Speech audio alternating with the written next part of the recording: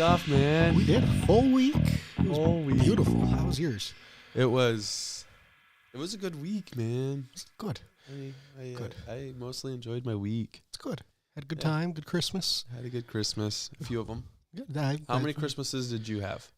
I was supposed to have 2, but I got sick over Christmas, dude. and I tragically missed my brother's Christmas party on Christmas Day. This is tragic. How about yourself? How many did you have? Well, I had one on Monday. That was just my family, personal family. Then I was with other family on Tuesday, and then I had a couple on Christmas, and then we had one the day after Christmas, and then we had one the Friday after Christmas. And then we were done. That was it. It was a week of Christmas, and then we're done. It was the full week of Christmas. Yes. What did you get on the 5th day? It was not any doves. It was not any partridge, no pear trees. Gold rings. Nothing. No golden rings. Shoot. Yeah. Got some silver. Yeah, there you go. There It was you a go. good time. It's a good Christmas then. Good Christmas. Big New Year's plans. It's New Year's Eve today. I probably have some of the craziest plans in town. What is it? Do you believe me? I No. am ready not. for you to hit me with it. Gonna go to church. Nice. And honestly, if I'm in bed before midnight, You're that's happy. all right with That's me. a good day. Yeah. What are the odds you're in bed before midnight on a regular day, though? I try to be in bed by 11 every night. Fair. And That's the goal. I have a renewed energy towards that goal. Good for you. Perfect day, right? I normally don't stay up till midnight. Fair. Unless if I'm just Grinding through something. either mad at myself or needing to get stuff done. Fair. You know what? I think tomorrow should be a miserable day. Let's stay up till midnight. Just make it as difficult as possible. I love it. It'll be a blast. Yeah. Looking forward to How about you? New Year's plans? I'm going to go to my brother's in There you go. in Make return it for, right. Yeah, in return for missing Christmas Yeah. there. Well done. Well done. Yeah. Yep. Well, the interesting part is while we were away for a week, the world did not stop. No, Minot kept doing stuff. It was the world kept going. Yeah. There was like a whole budget crisis in Washington that happened. An annual got budget resolved, crisis. Yeah. Is it biannual or is it quarterly? Feels sometimes I think it's quarterly. between right now. quarterly and biannual, depending on It says since what the majority is. it's been since Clinton since a full budget has been passed. Yeah, or a balanced budget. Yeah, Yeah, but I thought it was even just full, like an annual Probably. budget. I think you're actually right because Yeah. maybe at the very latest Bush's first year, maybe. Right, but I Maybe. read something, and I I believe believe that it though yeah, that it would be Clinton. I wouldn't doubt it whatsoever. right. He was such And- a terrible president. They say With Clinton or Bush. I mean, Clinton. he did some things. I'm just being dumb. He was able to get a balance, or maybe not balance, but he's able to get a budget passed. I think he did some effective things as president, but a lot of his personal choices were Well, there's that. a little questionable. There's that. But he made it through. He made it through. He made it through. He made it through without getting kicked out. Little Slick Willie himself. All right. And Minot All right. Minot was busy too. Last time we were doing something, we were live on a Thursday night, and the city of Minot was live that night. Yes. They had a big. They competed against us. Yeah, they did. They stole our viewership. No, I doubt it. We stole theirs. Yeah, Heck that's yeah. how that goes. You're darn right. They were talking about some updates from the police investigation report. Did you end up catching up with that? I did. I reviewed this city council meeting that was held, and I was blown away. Were you just flabbergasted? Yeah, we talked about this, man. Yeah. I am amazed at this police investigation. Okay, It's a trip.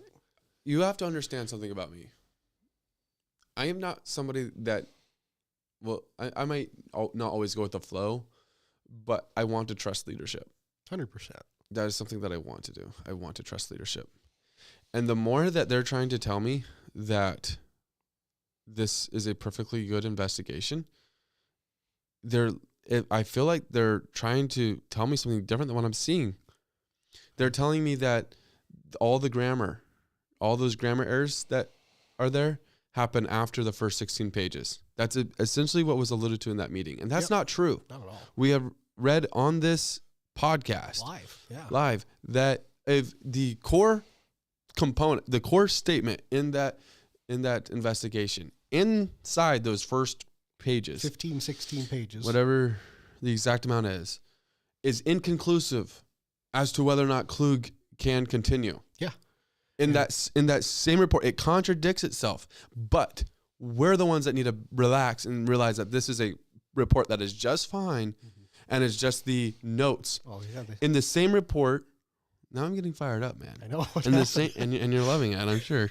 In the same report that picks on a councilman for his note taking and how unprofessional they are, does not have thick enough skin to take that same verbiage back to them when they have stuff that's said about their note taking.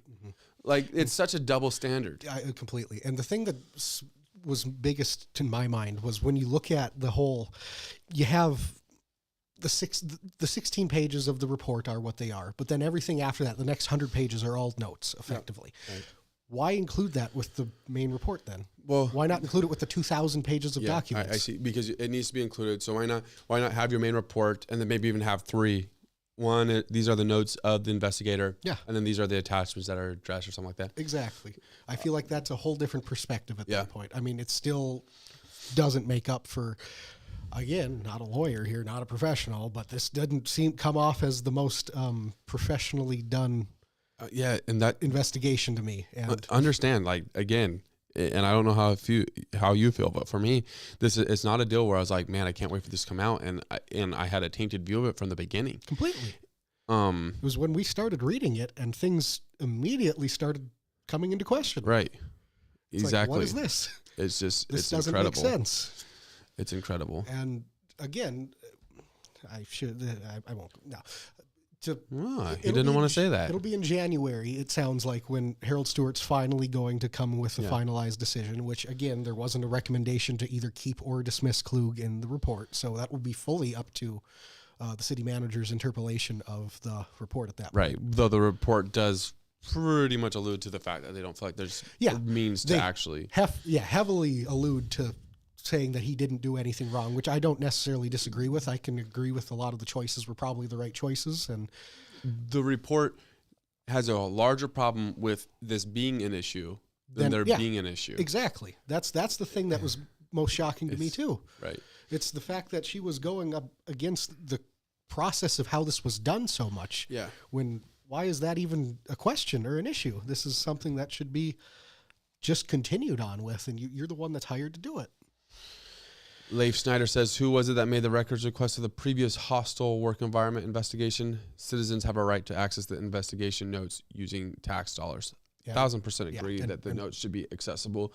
I think our thing was that maybe if they were of such a quality that they could put a negative perception on the actual investigative report, maybe they should have been a separate attachment.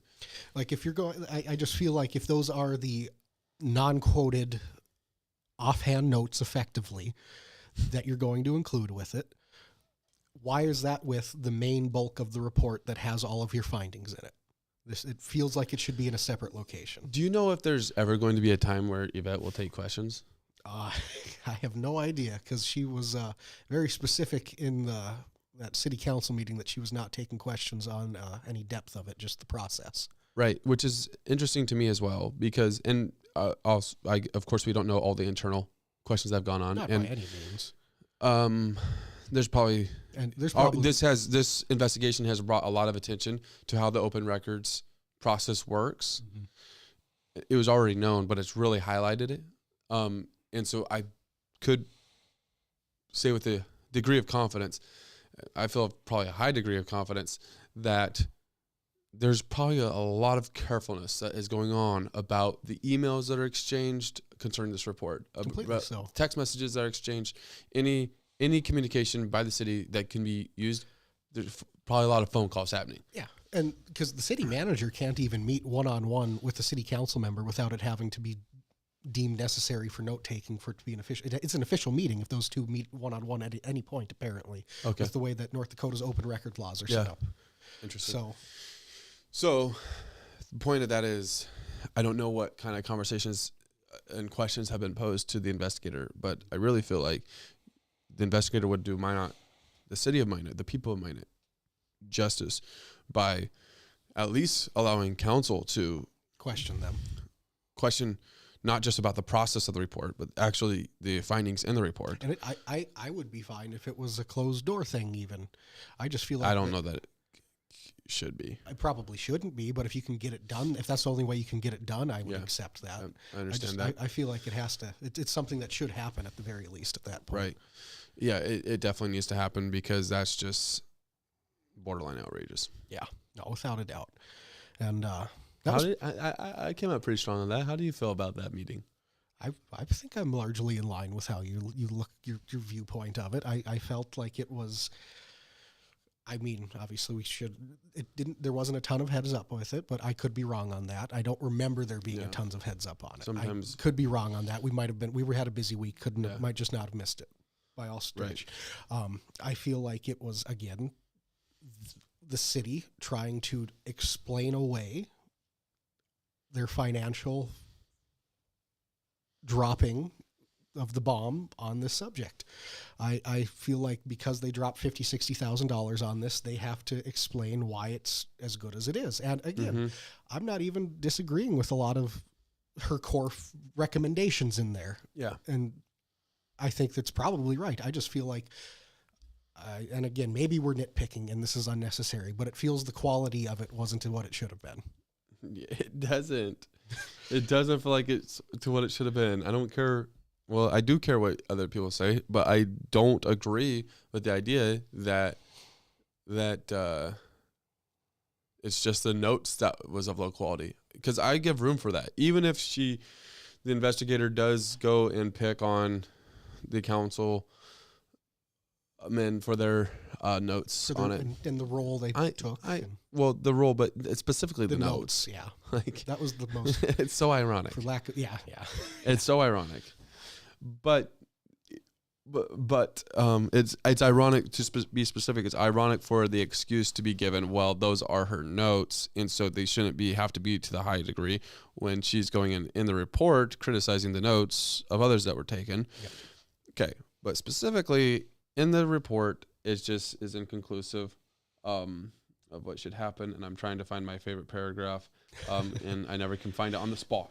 And that happens. But I know one other thing that they mentioned too was when they were going through the process of it, apparently when she was hired on, it was found it was a lot more than they initially expected. Yep. She had to end up bringing on a second or even third person from her team to help out with some of the questioning. And it turned into a lot longer process than they thought it would be, right. Which again, it took a couple extra weeks compared to what was initially supposed to be, roughly. And at least it allowed, I don't know, did it allow for more? It allowed for the interviews to happen, but were they the right? I don't know. I feel like did the time even make that big of a difference at that stage? Right. And I think it's important to also point out with that is they were under the gun to get it done because of the open records request law. That's true. If it went too long, then they had to start making those stuff. Because all of a sudden, people like us could start. Anyone, frankly, like you, like not me. Very you're a good nice guy. guy. Yeah, it's all me. But no, that's what it opens up the possibility. Here's my favorite paragraph. Here we go.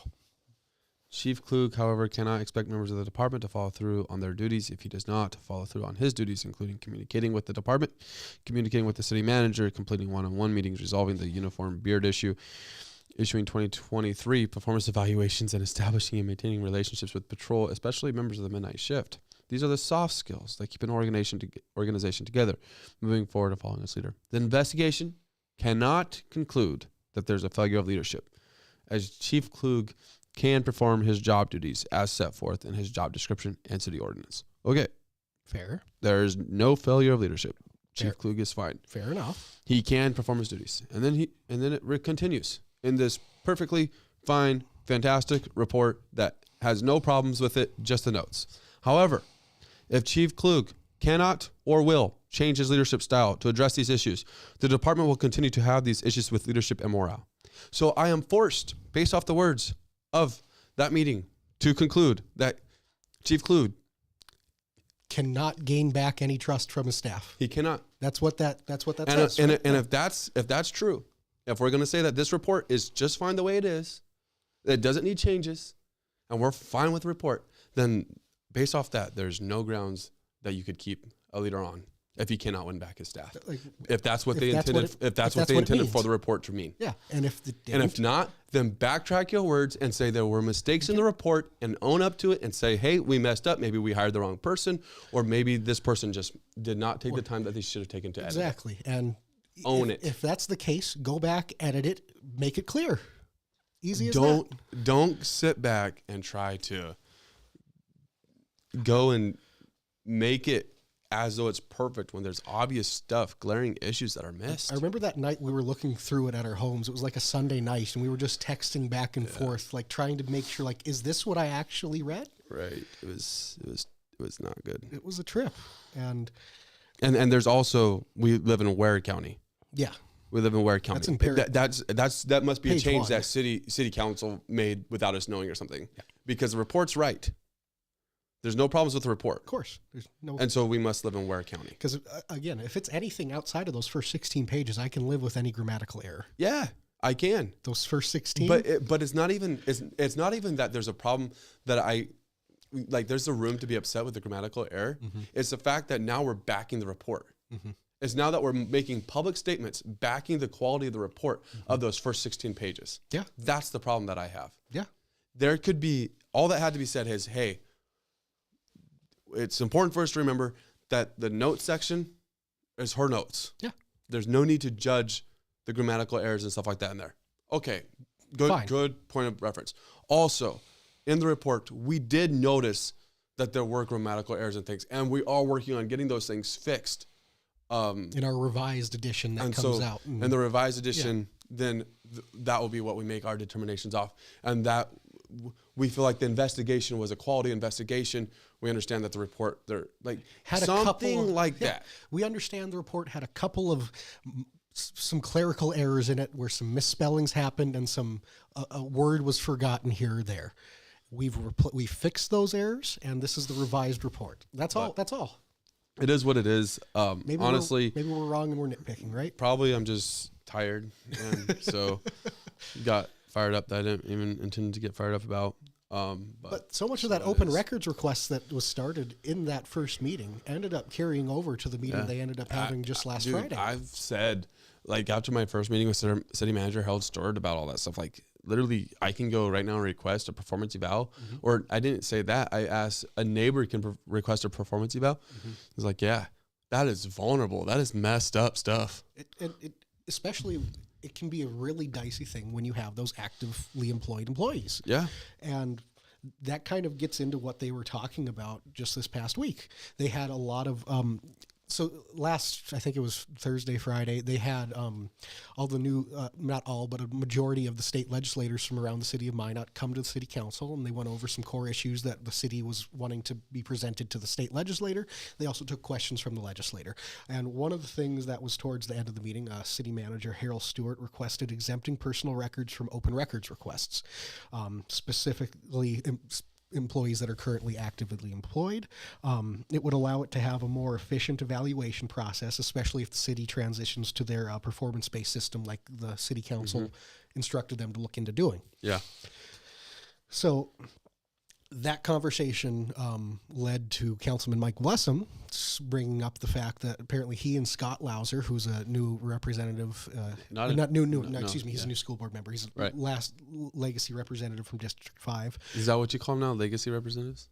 I guess. I just came up with it. Was it wrong? I don't know. That's epic. It kind of works, doesn't it? Legacy representative. Who are going to be term limited out, right? Yeah. Does that work? Did I just pull that? You just pulled that. It probably works. That's epic, though. Yeah. It sounds so It works, sad. doesn't it? But it's fitting because I'm not arguing that. They're almost lame ducks, some of them, and others have one term where they can get elected again. No, they're not lame ducks because they can serve on the other side. That's true. Yeah, they have the option to run for the Senate or the Congress. I think it'd be. I mean, other than maybe governor, I think it'd be very difficult. I think it'd be very difficult to be a lame duck unless if you're a governor at the state level. That's fair. Yeah, I think president. You're not going to go run for senator after you're president. No. You could. You're right. You could, but you're not. No. I mean, it'd be very strange. Yeah. No, it's only happened like once or twice. And it's probably been a long time ago. Yeah. well, Obama would be like the last one that could have it would have maybe. made sense Mhm. because of age, and he didn't do it. No. He made enough money. Same with Clinton. He could have went and became governor again dude, or isn't something. that crazy that when Clinton came out, it was like, yeah, I mean, lived a good life and all that, and just remember I'm younger than Trump. Yeah. Like that was actually a pretty good line there. So George W. Bush was born in June of 46. Trump was born in July of 46, and Clinton was born in August of 46. Fun fact there. Interesting. Yeah.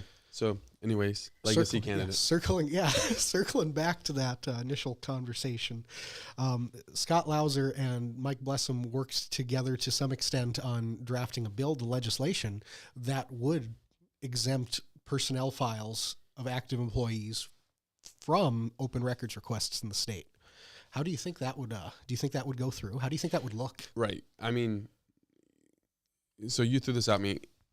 And my first, give you a little heads up. no, you did. You were good. But I'm just saying, you threw this at me earlier, and like off the bat, overall it sounds good, but there has to be so much that's worked out because there's such a varying degree of job responsibilities across the city. So you cannot have the same. Like, should the chief of police be continuously exempted while they're an active employee? Right. I don't see that. I feel like that, like in other positions of and that even, nature and stature. Even some of the police officers, I don't see that. Yeah. Your leadership especially. Your leadership especially, but I mean, again, with some of the police officers, I don't see that. Yeah, I agree. But with your person and it's an important job, we're appreciative of it, but the people that are picking up garbage, they're just out there doing a good job every day, like that, man. That's completely fair. During the elements. I don't think we need to see that. No, we don't need to. If they're if people like that, or people like city clerks, things like that are active employees that do those those hard grind out low jobs that people might not want to do, those aren't the jobs that you need to allow people to just pull for willy-nilly. The reason why I say like police is different is like the first thing that comes to mind is the body cam footage. Mm-hmm. And I know initially people will be like, well, that's different. But I mean, in theory, I feel like if I was in that position where there's some body cam footage I didn't necessarily want to get out, that I would think about going to an attorney and be like, hey, this is part of my performance eval. They're going to make whatever, and they're going to make that public. Mm-hmm. Like that should be right, and have a very far-reaching, perhaps case, but I feel like there could be potentially some grounds for something like that, and there could be some. The door could be open. Yeah, right. So there has to be for positions like that, there has to be some greater consideration given, which I'm sure they'll think through those things. Mm-hmm. Overall, I think at the surface level, the whole very hierarchy level, I think that it would be a good idea. A very general idea of it. To make it a little tighter on what you can request. Mm-hmm. I don't think you should be able to straight up request a performance evaluation of an employee. There should be some kind of stipulation to it. There has to be a very, very specific reason. Yeah. You can't just say, I want X person's eval because they've been there for 10 years and they bugged me. Right. So I think this investigation really has, as I mentioned earlier, drawn a lot of that stuff to the surface because people are like getting named in this and they never wanted to be named in this, but they have to be. And so if some of that stuff could be avoided in the future, that'd be all right. Yeah, completely. Some of the people that were offshoot involved with some of the situations that feels like some of those people could have been redacted. What's interesting about it is like the people reading the investigation didn't want to know about it either. No, not that. They were just like, man, there's a lot of stuff in here. Well, I remember us talking about that too. Yeah. Like, do we really need to know about this affair that's going on? Right. Like, no, I don't think we do. Right, yeah. Exactly. There's just a lot of stuff in there that was a little bit extra that they had to release. And so city took a little bit of flack for that unnecessarily. I went and I kind of picked on them earlier a little bit. So I'll support them on this. Because they shouldn't be taking flack for that. That's something that state law has. And that's what it has to be. And I like the idea of potentially changing that around a little bit. Again, too, one caveat to that. Had the notes been in a separate place, they wouldn't have got nearly the attention that they did. Yeah, but and that's where a lot of those things were at. Some of those things were at. Yeah. Some of that's because it still mentioned the exhibits and the attachments. For sure. And I went through some of that stuff. Yeah, I did too. But I think other people did. I assume some people did for sure. Yeah. It would have been seen, but yeah, I guess Yeah. it wouldn't have been as public maybe at that Right. point.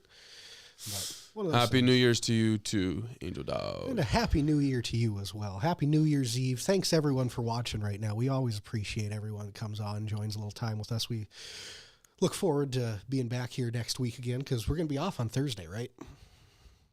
We're gonna be off Thursday. Yep. Taking that one off. Got some stuff going, both of us, and be back next Tuesday though. Be back next Tuesday. Be something different next Tuesday? Yeah, it is. Should we wait till the end to announce this? Or We should we just do it should now? probably say it as much as we can. That's fair. We should have started with it. Even. Probably. So, Minot Talk is going to be moving to 1 p.m. on Tuesdays. It will be Tuesdays at 1 in the future. So after your lunch break, just go turn us on.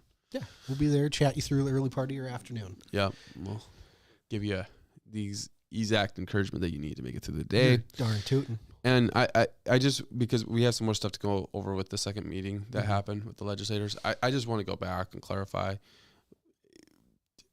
And not even clarify, just with my remarks on that city council and the view on the investigation.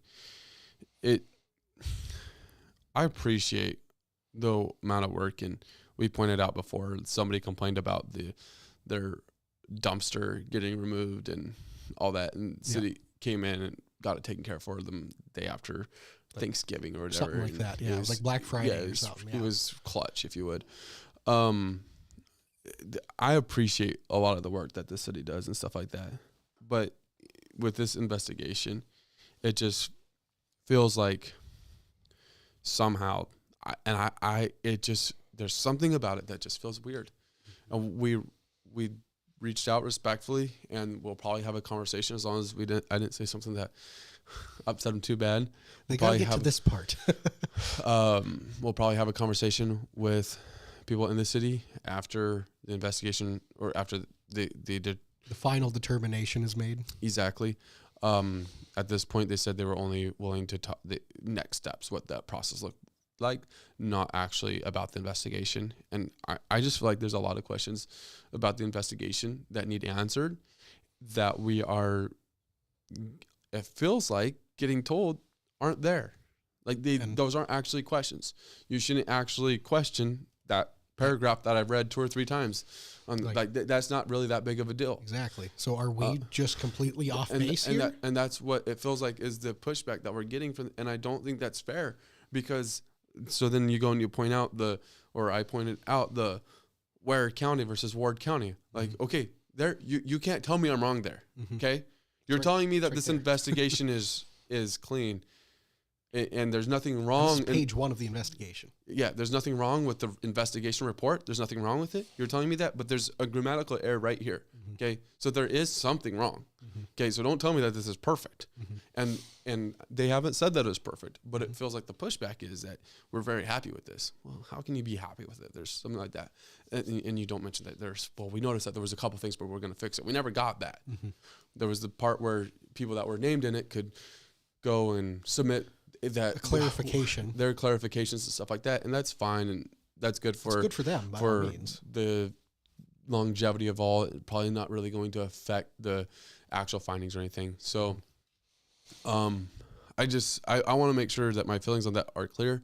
I'm not just over here trying to take shots at the city and city staff, because I know that this is something that's you hope does not happen within the next 100 years. This is undoubtedly something that is not very common.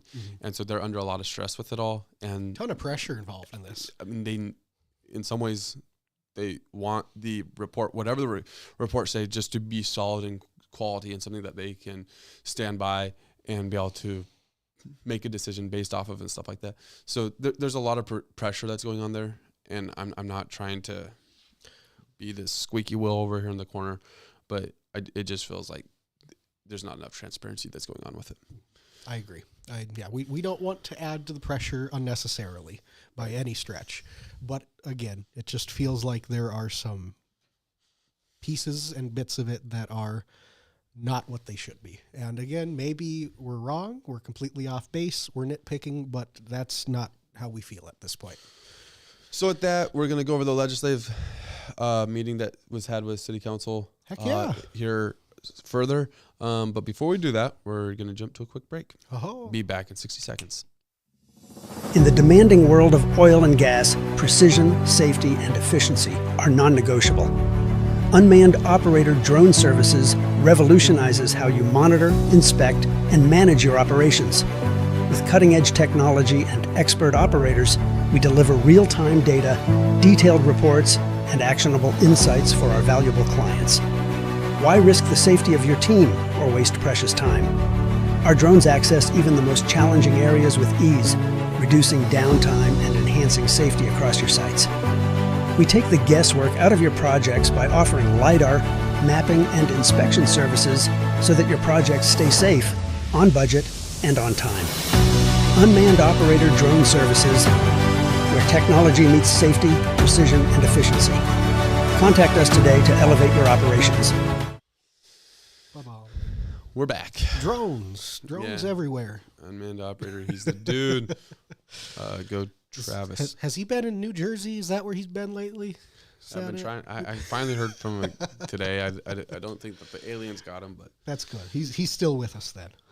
All right. You are way more knowledgeable about this special meeting with the legislators. So it's kind of neat. Basically what happened is I love the concept of it. Minot's legislators have a meeting with city council to talk about issues that matter to the city of Minot and to the council members of Minot, as to subjects that should be brought up and prioritized in this coming session. Yeah, that's it in summary. They had the city had, I think, 6 major points they wanted to discuss and go over. They had, I think, everyone but like 1 or 2 council members was there, and same thing with the legislators. Everyone but maybe 1 or 2 was there. It was I love the concept of this event. I mean, you could always say maybe there could have been more conversation, but I think it was a fantastic idea. I love what they did with this. I think it's a great thing for transparency, and I thought it was just super cool to see. Right. Now going into it, one thing I just have to, because it's our thing. Oh no! Well, it started with some audio issues with some of the people they had on their Zoom calls, and I was like, we've been there, we get it, we feel the pain. I had. We're not throwing stones. We promise. We understand. We laugh because we've been there. But no, we just had our last live stream. We had first like 15 minutes. It was a very. I mean, I'm sure other people would be like, that's not difficult at all. But we had like a Zoom call going on, as well as our participants in the live stream, as well as us. The actual live stream and everything. And we messed up. No, Jonathan did a great job in the background. You can watch that again in our lives. The first 20 minutes, you'll see him just going to town in the background, trying to fix some stuff. Yeah, it's a high effort performance, and we got it figured out just like the city of Minot did. So love to see it. And one of the first things that they started with was, of course, flood control. Nice. They talked about how a lot of the things have come in over budget recently. A lot of those projects that have been being developed, they're all getting maybe not overextended, but over budgeted or under budgeted because the bids are coming up high. So okay, talk about that for a minute, because I want to talk about the bid process. Mm-hmm. And why they're coming over budget a little bit. Yeah, there wasn't a ton of discussion. That's the thing. It was Jason Sorensen went over where we were at, mentioned a couple of the issues, and I believe Dan Ruby asked a question that was about the extent of it. But effectively, he was just making sure that the city of Minot can stay prioritized and we can continue to get funding at least for what we've already determined, and hopefully we can get some extra assistance for some of those over budget items. Okay, so first off, I think it is important to realize that the cost of living has gone up. Now, people know that, right? Like, such a basic statement. Captain Obvious, but it's the truth. What happens is we realize that when we go to buy milk, but when we go and we have a bid for a flood project that maybe in estimation not from this current year, and it's up by a substantial percentage, and we're like, dude, that's not right. It shouldn't be that way. Well, actually, it is right because things have gone up. But secondly, and this is just something that I recently learned, okay, I don't understand contractors and how they all work and how they bid and stuff like that, but there's like probably many different ways that you can request bids. Yeah. And one of them is I want the lowest bid. And then based off of that, you make your decision. Mm-hmm. And the problem with that is it's a race to the bottom, and contractors anticipate being able to charge more. Sure. Yeah. Okay. They understand that there's going to be a change order and they just have to sell the change order at that point. Sure. In marketing, it would be an upsell. Like you go and you get them into the main deal and then you upsell them to the premium package. Right. Exactly. And every industry uses that concept, Yeah. but the marketing team are creating it. Another bid process is to say it won't be above this amount. Our fee won't change. This is our fee. Mm-hmm. And based off of what we see, so you say how much you as the contractor are going to charge, and then you go and you bid what your estimation of the project is, and you say it won't be above this amount. Yeah. And then if it's lower, then the people keep it. There's no incentive for them to max it out. No. Because they have their fee set. Okay, so it's not like they can go and just start taking, if it's like $2 million cheaper, then they got to keep the $2 million. No, because that's a separate thing. Exactly. And I'm curious if the city of Minot should look at potentially being open to other options when it comes to bidding, rather than looking for the lowest price, which is not always a thing, but typically we have the process where we're trying to get the best price. And because isn't what they say, it's like the lowest and best bid or something, so they can have a caveat to go against it at times, but typically it's just lowest. And I think with the trucks, when there was the vehicles and they looked at Wesley's and there was the conversation, they were potentially open, but then the trucks didn't even meet specs that they requested and stuff like that. So then they went out of state. But with these other projects, maybe we should look at changing the bid process. Now, some of that might be being done internally with Ackerman. I don't know, because they're leading that process. Mm-hmm. But I think we should definitely look at it's not just the lowest and best bid though. Yeah, like you said, it's what's the when most you effective? Put out your request for proposal. It's saying this is our bidding process. There's literally different names for the different processes. Mm-hmm. And it's, if you say then, like if we're looking for the lowest and best, mm-hmm. okay, versus we're looking for this style of bid, mm-hmm. and they're different styles. Without a doubt, just to try to shake things up a little bit, to see if you could garner some interest from a different source or something, just to try and maybe minimize a little bit some of that over budget that happens. Just like you said, trying something new would be a great process, I think, to start with. We should be looking at it. And we're going to encounter it with the Minot Police Department, mm-hmm. when that project actually, whether that kicks off 2025 or 2030, yeah, right? Whenever that kicks off, and whatever it might be, we're going to get back into a bid, yeah, where people are going to have to bid. And if we were to go into that, would we want to be guaranteed that it wouldn't go above a certain amount, or would we want to take the lowest bid that we deem the best bid, and anticipate that there are going to be change orders and increases? Mm-hmm. That's what would you prefer? And there could be delays at that point, and it's one of those things. I think you probably make a valid point. I would probably prefer to go with what might be the most effective bid rather mm-hmm. than the lowest and best. And they have to be open to the different style bid option and make that known. So my 2 cents, Miranda Schuler, flood insurance premiums have substantially increased in the past 10 years well. $460 average in 2011, $1,000 is the average today.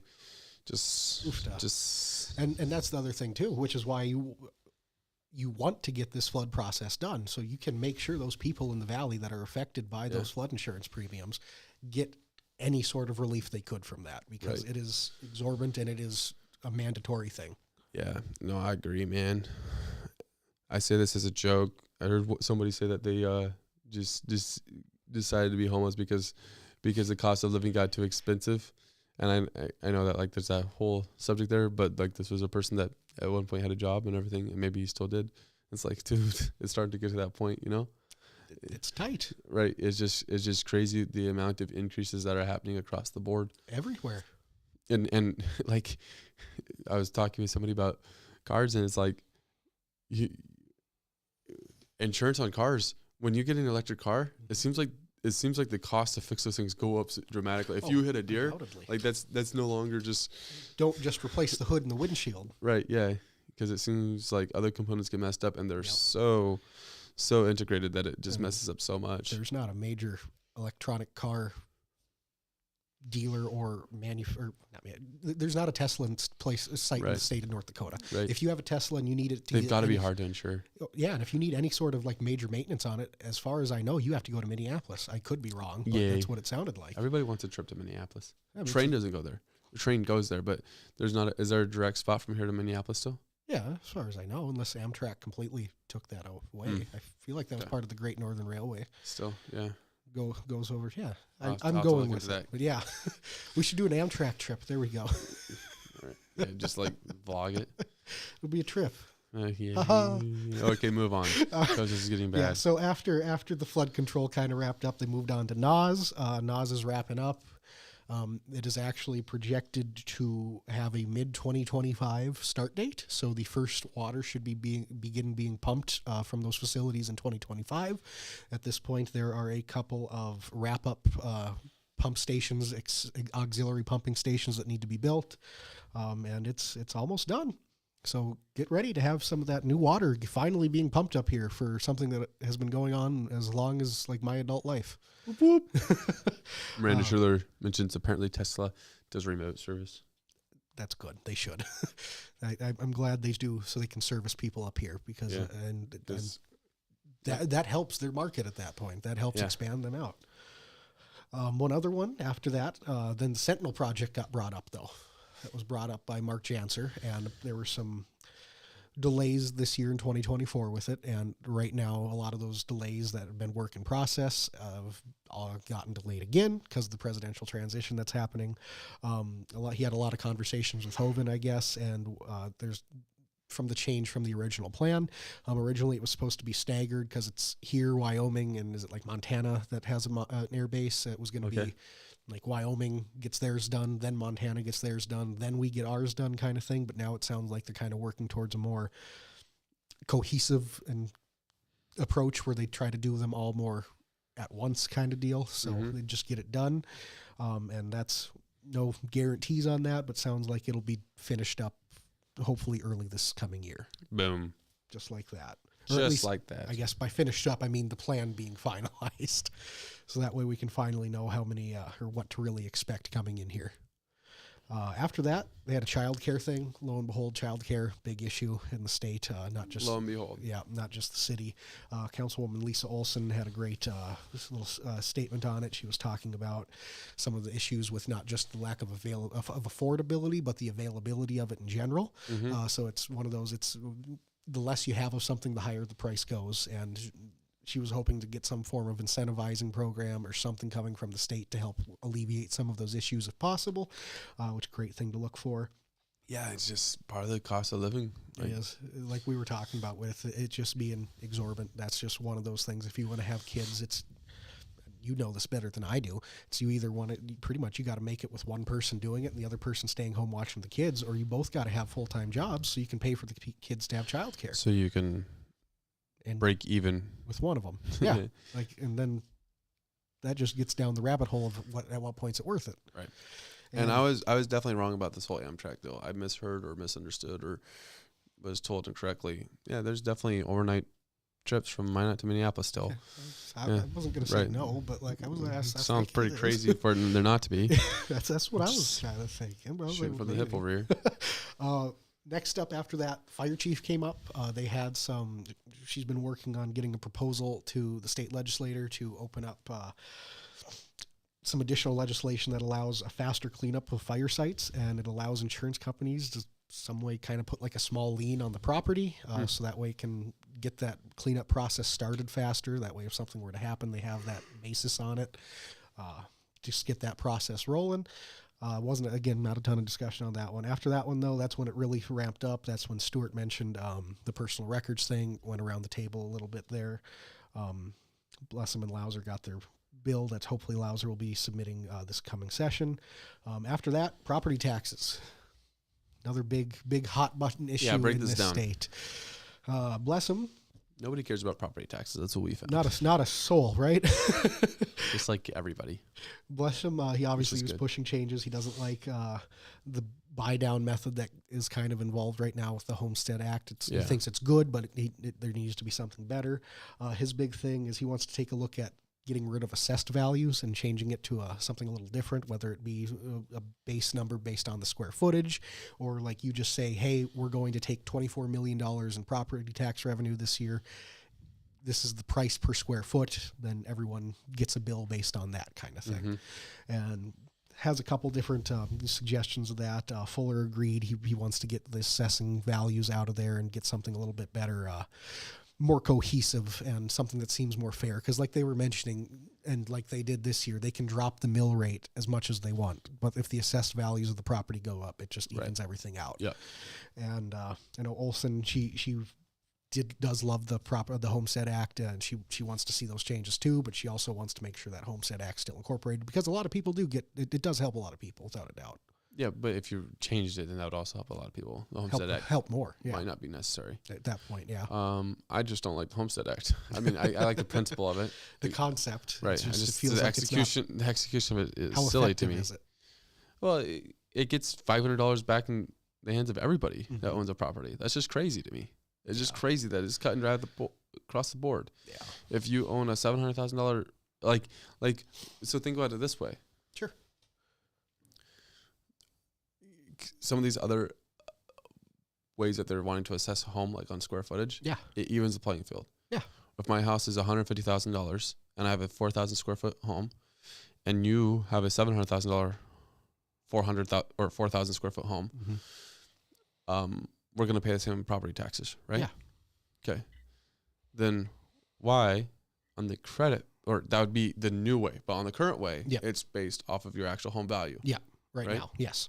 And then we're going to go, but on the current way, we're going to go and give, okay, and I'm getting it mixed up. Okay. So the homestead credit is different than what the $500 buy down is. And I was curious about that. Okay. Yep. That's our bad. Yep. Yeah. Because that buy down is so irritating to me. The buy down. Yep. The Homestead Act is for the low income. Excuse us. Yeah. And then you look at the buy down program, which has that $500, which that's more what you were going it's for. ridiculous to me. Excuse us. How 700, how the buy down is going to go down, affect people that's not the same, but be given out at the same degree. Yeah, understandable. And I don't know, it'll be interesting to see what ends up happening, because as Randy Burkhardt, District 5 rep, said, there's at least 47 property tax bills that have been initiated going into the session. And so that means that one will get passed or not? What's your call? First, he said he would like to see that number get condensed down to about 4. So I don't know what happens. I would love to hope that something will get pushed through, some compromise will happen, and a plan will rise above. But I feel like when you have that many, it just starts to muddy stuff. And that leads into conversations we've had in the past. Like now that we have all of these term limits, for better or worse, and I'm not necessarily against term limits. Again, we've discussed this. They're restrictive. Do we need to bring up, again, instead of doing it every other year for our legislative session, do they need to start coming in every year now? And we've talked about this probably ad nauseum at this point, but like it's just... We're close to the point they need to be there every year. Yeah, I think so, fully at this stage. And Wrench, there's mentioning about the homestead credit. It's 65 and older or permanently and totally disabled. That's okay. And there's a lot of other things with it, but that's in the 1A mentions that in the qualifications for it. So, bam, just that correction there. Live corrections. Thank you, Miranda, and thank you, Jonathan, for pulling that back. And thank you, Google. Yes. But yeah, that was. It'll be interesting to see what property tax. So he wants it whittled down to 4. I was totally not under the impression, but I was totally hearing that we're going to have this figured out before the session. Point, right? That part of the problem was we always have too many bills, and so we're going to have this fixed this year. At least as of Friday, doesn't sound like it is ready to roll. And it's kind of a bummer. A little bit. Because it makes you feel like it's probably not going to happen. No. And when you have a supermajority delegation in your state legislation, it shouldn't be this difficult to pass things, especially things that are of the forefront of the majority of the citizens in the state, something that has been made a clear and pressing issue for a majority of people in the state. And again, people rejected Measure 4 because they didn't want to see a lot of those property taxes just get completely rebuffed. They wanted to see, maybe not like that. They rebuffed it because they didn't know where the money would come from. There wasn't guarantees in place. And people didn't feel like it should be the same for businesses as primary. Exactly. There was a lot of different views in the state of how it should happen. But when you have this supermajority in our state legislature, who's the one that's going to take charge and say, hey guys, we're all Republicans. We need to get this done because not only can we have the constituents that are wanting this to get done, and also we're going to start losing experience here pretty quick. So if we don't use the best of our legislators to get this experience, to use this experience to their leverage and pass an effective property tax bill, what are we doing? What are we doing, man? Yeah. We talked about it a lot before the election day. I ended up voting for it because I said I would one day. But I went with a lot of hesitancy because I didn't want it to really pass as was. I didn't really like how it was. I didn't think it was a good bill. Mm-hmm. And I think other people perhaps were maybe in similar shoes as I, and they didn't vote for it because they didn't really want to see it passed as is, even though they would like to see some reform, some change happen done to it. And some of the people that were very supportive of it said, well, you should vote for it anyway, just so that way, you know, we get the ear of the legislature. And I mean, that's cool. But I mean, also at what other point do you go and vote that way? Like, do you want to vote for a president that way? Well, let's go and all vote for this guy. So that way people realize how upset how terrible this guy is, or how upset we are at that, or for some other reason other than you're voting for the guy, right? Yeah. Let's just go vote on the issue. Exactly. As we see the issue. So it's kind of a poor argument there. I agree. But I think it does go back to the point that there's a lot of people that want to see this change. So if they go and they ignore it, obviously there's some people that can be retired or be forced retired at that side of the legislature, but hopefully people get voted in that will prioritize it. If it doesn't happen, it's still early. We still have 4 or 5 months. Brand new governor that could maybe try to spearhead this and issue. He said it's supposed to be a priority. It is. So there's there'll probably be something done. Yeah, and he's a former state legislator. So if there's anyone that's going to know how to get a bill passed in North Dakota, it should be him. There'll probably be something done. But the question that I have with it is, are we going to go and do it, like increase the buy down to $1,000 instead of $500? Yes. Or are we going to actually create reform of the property tax? Yeah, are they going to just put a Band-Aid on to make people seem like it's getting better? Or are they going to actually do a full reformation of the property tax code as it is in the state law? Because I think overall that's what people are wanting. Completely. Not just a Band-Aid. Yeah, I fully agree. Fingers crossed it happens. We'll at least be keeping a side eye on it, slight eye. Maybe not the closest of eyes, but we're going to be following it for sure. Yeah. And that was after that last one. There was a public transportation kind of little thing came up. Just went through some numbers. The thing I found interesting: there was about 80 to 81,000 rides given in the city of Minot via public transportation this year. I thought that was a lot. That was. I was kind of surprised by that number. Maybe we should buy another bus. Heck yeah, get that electric one, right? But no, one last thing that was brought up right at the end, actually by Senator Bob Paulson of District 3. He was mentioning that there's been a couple of mobile home parks in the city that have recently been bought by out-of-state companies, and they've had some questionable dealings at the start of their tenures, and he was wondering if the city had any, say, or if they had any plans to intervene in any of that, and the city does not. It is out of their foray. They don't believe it's the city's job to involve in a civil transaction like that. So I can't necessarily disagree with the premise of it, but it feels again, it's the feel thing. Okay, it doesn't feel right. Okay. So if that's true, then why do they give out TIFs? That's a fair point. Right? Isn't that basically the same thing? Like, because, or not the same thing, but in the same area? Yeah. Is that? I feel like it is. Because then they are involving themselves in purchases. Yeah. Right. So if it's somebody that's dealing, interesting. It seems like if there was somebody that was acting badly. Well, there's even the construction thing that got, but maybe they did something against the city directly. They did. That's possible. But yeah, that is an interesting deal. Overall it makes sense, but yeah. Like, what can the city do? It's a private transaction, but at the same time, if you have this many people that feel it wasn't a good deal, I mean. Right. Yeah. Well, I don't know more so though if there are unethical things happening. That's the difference. Because they could go and get an ordinance where, if they're raising lot rent rates exorbitantly and stuff like that, then go and put some kind of cap on how much you can raise a year or something like that. Something, although I am not a huge fan of capping rents of the city getting involved in that stuff. Yeah. So I'm not necessarily upset with the city's view on that. No, at all. The general basis of it, I don't disagree. Yeah. It's just weird because it's homes. Yeah. And that is something that the city does have a lot more have at least some involvement in, yeah. relatively speaking. Right. Yeah. In property. Yeah. That's an interesting one. But. This so that's if there's 80,000 people riding the bus in a year, that's about 220 people a day. Wow. Except on leap year, it's a little less. Now, it was not this year. We did have leap year this year. We did have leap year got this that year. extra day. Yep. That's interesting. Yeah, we're living the extra day. What'd you do with the extra day? On leap year, should you get the New Year's Eve off as well? Because that's an extra day. That'd be cool. I'd be fine with that. I didn't take it off, though. Wait, no, today's New Year's Eve. I'm always off today. Never mind. No, you're not always off today. Tuesdays, I'm always Tomorrow off. will be today. Tomorrow. On a non-leap year day, yeah, tomorrow would be. No, that's not what I'm saying. Today is always the present. You never are living tomorrow. You're always living in today. So you don't always have today off. Wow, you're right. Yeah. Jonathan with the giving me an existential crisis here. That's right. Perfect All right, way so you wanted to do something different for our hot takes. I had an idea. You can go with a hot take if you want, but I thought it would Randa Schuler says government shouldn't be involved in private transactions. Yes, I agree. In the actual transaction, they should not be have involved involvement in. 1,000% agree with that. TIF is an application through the city, though, right? So then they're involved in a private transaction almost. They're not actually involved in the transaction between the two parties, but now they're going in helping with the transaction to make sure it happens or to incentivize the transaction.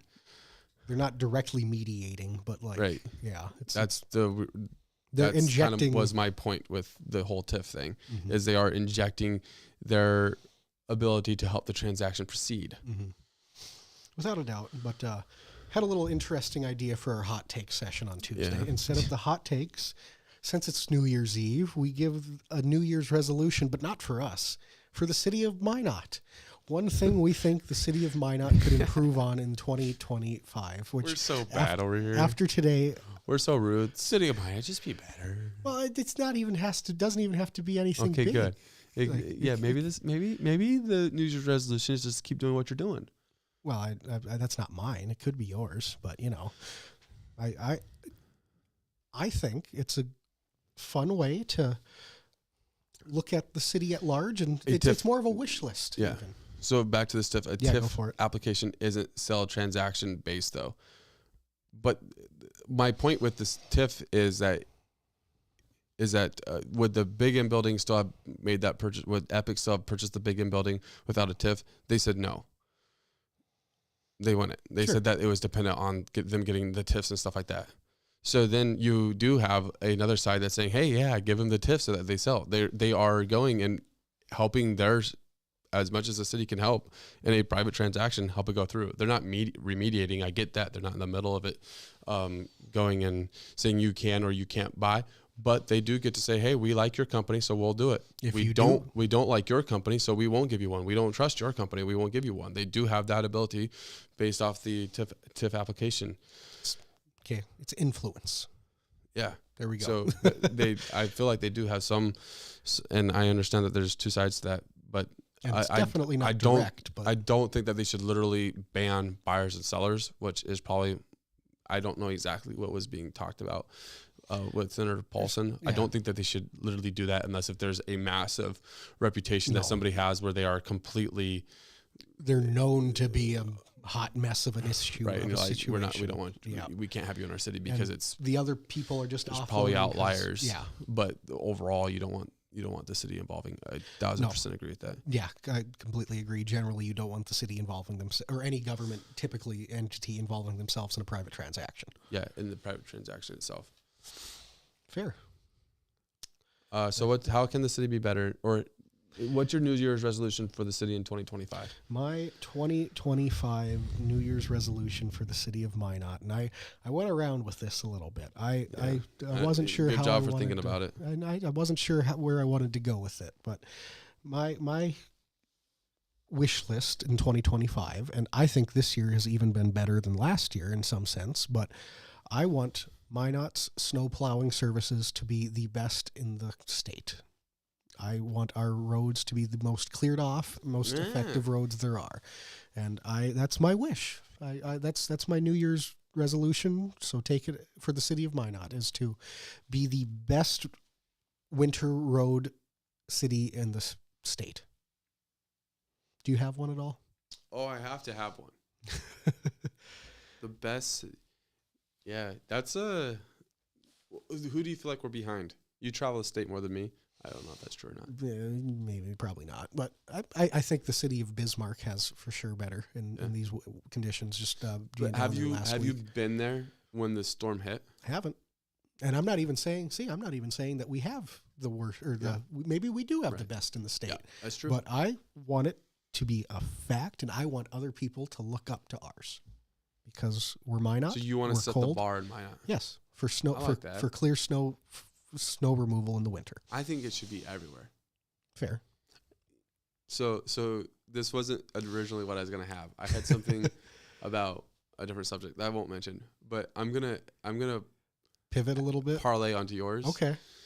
And say we should begin to transition from looking at other cities and begin to attempt to set the bar. I agree. I think that's a fantastic point. We have looked to other cities a lot, mm-hmm. and it's been good. But I think we are reaching to the point in our growth where we're hitting dynamics that are starting to be more unique. Mm-hmm. And we need to go and really focus in. I mean, I understand that still you might look at, the downtown ordinance with the lighting and all that came up. Sure. You'll take ideas and concepts from other places. You perhaps will. But ultimately, we want to really set the bar of where those should be. I think that would be, and maybe they already strive for that too. Maybe that could already be something that's being done. I'm just behind the 8 ball, honestly. By all means, but at the same time, we have a good city. Yeah, we do. I love Minot. I hope we make that clear because I don't think we'd do this if we didn't like Minot. And I agree with your point. The city often compares itself to Bismarck, Fargo, Grand Forks, and we should strive to have them compare themselves to us. So like think about this. What about we have a good downtown? There's been a lot of work that's put into it, and this statement alone will upset some people. And I'm sorry, just understand my point. We look at Fargo's downtown, and we look at Bismarck's downtown, and then we say, man, we got to revamp our downtown. What about downtown just isn't the thing for Minot? Yeah. I mean, we have a good downtown, but we don't have Bismarck, and we don't have Fargo's, and we won't have theirs. No, we don't have. NDSU campus isn't 2 blocks away. So we can have NDSU campus, MSU is like 4 blocks. It's pretty close. It's close. But we can have our quaint little downtown experience, and it can be a unique experience, and maybe our thing is something completely different, Yeah. Wherever that is, whatever that is. We should be instead of just being the city in the state that hosts the state fair, we should make it so great that every other city wants to steal it from us. Well, they do, but here's the deal. I think here's what you're saying about that too, though, is not only that they think it would be cool to have it, but there's some things you don't feel like you can have because you'd be like, how would we apply that? Yeah. Right. And that's what we need to do. Yeah. Because people want the state fair, and some of them probably feel that way because it's not done good enough, or the city of Minot just can't. Like, we have to go to Minot to do it. Stuff like that. And some men are like, dude, no, you just don't understand how great Minot really is. Mm-hmm. You should want to come here at least once a year for a week. You can do that. You should want to come up and have a blast that week you're up at the state fair or the Hust Fest, whatever it might be. Right. That should be a highlight of your year every year. And it is for me. Yeah. And for a lot of people it is, but it should be for everyone. Right. Not just for somebody that is from lower population or whatever it is, the reason that you come to Minot or want to. So I think that would be how we do that. I mean, that would require a whole That's discussion. not our job today. I mean, it's not our job at all, but I'm also not about just throwing ideas out there without some kind of unrealistic ideas, Yeah, right? I completely agree. No. But I think you could put some thought into that and come up with some ideas pretty quickly. No, undoubtedly. I look forward to it. We're already doing that. We are. Well, we're not, but the city of Minot is trying to get a indoor turf facility. It's true. Big upgrades to the park districts. Going to be a great time. That's a whole different conversation. We'll get down that road again. We've been down it. We'll get down there again. Love talking about that. Miranda, it's not 100% fair comparison that I made with the TIF. I agree. It was just interesting because it feels like sometimes there's the incentive, but I agree that the city should not be involved in the actual private transit. When I go to buy a home, the city should not care. Or if I have an investor company buying homes, the city should not care. But say that company comes in, purchases the trailer court, and then the trailer court's plumbing stops working and it goes into disrepair. At what point should the city intervene in something like that, if at all? Right. Or they want to buy the double trailer court and take it all out. Yeah, they want to just remove it and force everyone. Should the city be involved there? Fair. Because maybe we need those. Yeah, we need those. We need that style. Where are those people going to go? Well, maybe there's going to be apartment buildings that are going to be built there instead. Sure. But maybe we don't want that. Maybe we want the trailer courts. Yeah. As the city. It seems like there might be areas. There's but ways. We are very much being devil's advocates right now. Oh, completely. We are definitely picking something apart way more than it should. Completely because we mostly agree with what was said. 100%. Yeah. At least I do. The city of Minot shouldn't be involved in private transactions. Period. End of story. And I think we've had a great episode, Jonathan. Absolutely, I agree. I think this was a fun comeback for us. Can't call it a comeback. We didn't go anywhere. We just took a week off. But I think most people took last week off. Yeah, exactly. So. I did. If we had a thing Thursday, I wouldn't have been here. We got next Tuesday. We'll be back. We're not going to have one this Thursday, but next Tuesday we'll be back. Tuesday at 1 p.m. Don't forget, 1 p.m. New Tuesday. year, new us. Yes, Tuesday, making changes 1 to p.m. the code and crew. Yep. So we'll look forward to it. Thank you for watching this episode. Hopefully you've gained something of value. Appreciate all the engagement. You guys are fantastic. As always, you guys are great. Hope you guys have had a good year. Hope the next year will be even better. Happy New Year's to all. To all, a good night. If you want to give us a gift this year, just hit that subscribe button. Thank you for watching. Have a great night.